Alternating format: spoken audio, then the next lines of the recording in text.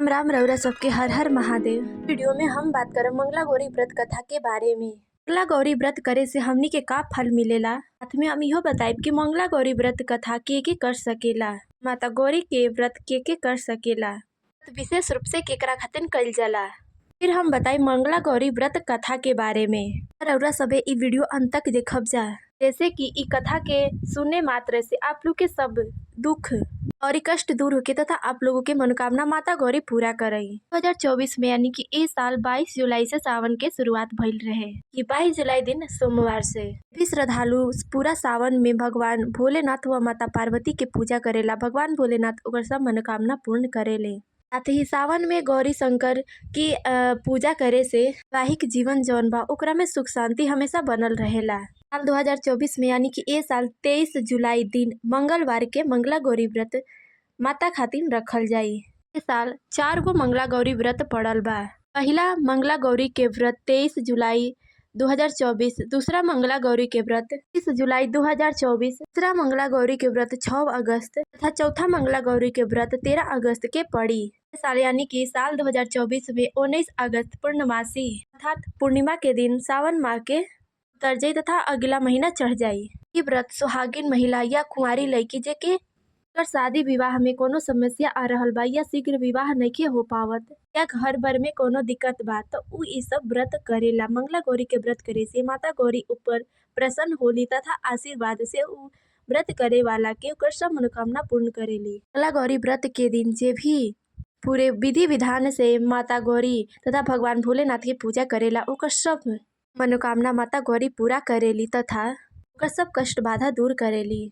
आइन जा अब हमनी के मंगला गौरी व्रत कथा के सुनी का। पौराणिक मान्यता के अनुसार प्राचीन समय में यानी कि पुराना जमाना में कोनो नगर में एगो सेठ रहत रहन। सेठ के नाम धर्मपाल रहे।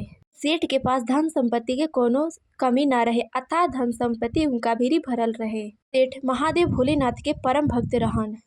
सेठ के पत्नी बहुत ज्यादा सुंदर रही।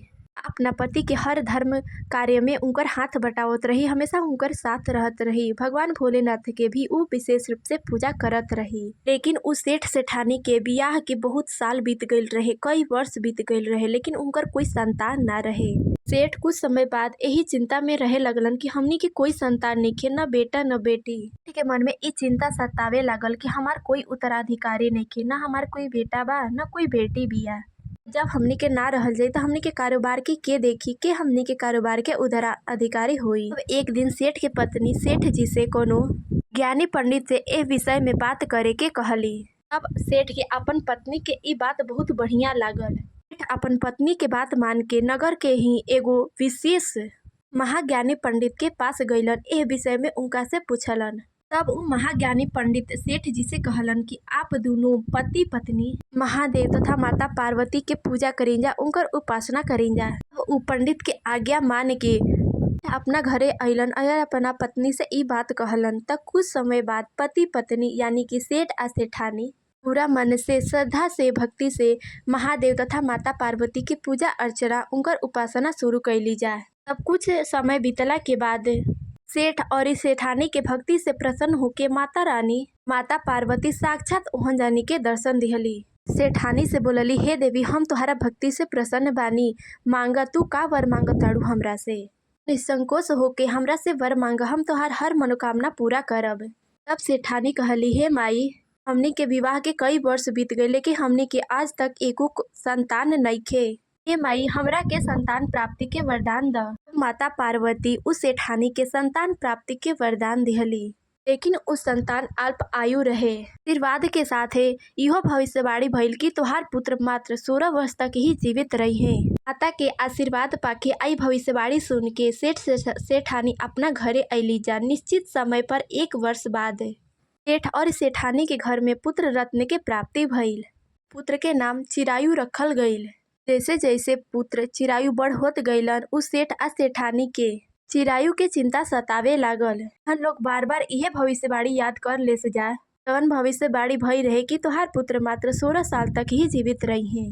अब राजा नगर के सबसे बड़ विद्वान के बोला के अपन इ परेशानी बतावलन आ इ परेशानी से इस समस्या के समाधान पूछलन। विद्वान लोग सेठ के समस्या के एगो समाधान बतौलन। उ विद्वान लोग मिल के सेठ के पुत्र चिरायु के बियाह यानी कि विवाह 6 वर्ष से पहिले ही एगो कन्या से करवा दिहलन जा। कन्या मंगला गौरी के व्रत करत रही। उ माता पार्वती के बहुत बड़ा भक्त रही। विवाह के पश्चात बियाह भइला के बाद में खूब पूजा पाठ करे लगली। माता पार्वती उनकर पूजा से प्रसन्न भइली और उनके अखंड सौभाग्यवती के आशीर्वाद दिहली। इस प्रकार से सेठ सेठानी के पुत्र चिरायु के उम्र 16 वर्ष से बढ़कर 100 वर्ष तक भइल। राजा के जो पुत्र वधु रही अर्थात राजा के जे पतोह रही, राजा के पुत्र चिरायु के पत्नी आपन भक्ति से माता रानी के प्रसन्न करके आपन सुहाग के अखंड कैली। तब से ही मान्यता है कि जे भी औरत, जे भी महिला सावन में मंगला गौरी व्रत करेला, ओकर सुहाग अखंड और अमर हो जाला। ओकर पति के आयु दीर्घायु होला। साथ ही जे अविवाहित महिला बा अर्थात कुंवारी कन्या बा, उ मंगला गौरी के व्रत करेला, ओके अखंड सौभाग्य के प्राप्ति होला तथा खूब बढ़िया बर घर में ओकर शादी होला। ओकर खूब बढ़िया पति मिलेले। जेकरा जीवन में संतान के कमी बा, संतान नइखे, पति पत्नी के बीच में मन मुटाव चलता, बा कोई के विवाह में अड़चन आवता, समस्या आवता, तो ओके मंगला गौरी के व्रत जरूर करे के चाही। अगर व्रत नइखे कर पावत तो उ माँ मंगला गौरी के पूजा अवश्य करे तथा कथा अवश्य श्रवण करे, जैसे कि ओकर सब मनोकामना पूर्ण होके। प्रेम से बोलो गौरी शंकर भगवान की जय। वीडियो में बस इतना ही। हम मिलब अगला वीडियो में। आप लोगों के हमारे भोजपुरी भाषा में वीडियो कैसन लागल कमेंट में जरूर बताइब जा। वो बताइब जा कि हम अगला वीडियो भोजपुरी भाषा में लेके आई या फिर हिंदी भाषा में। जय श्री राम, हर हर महादेव।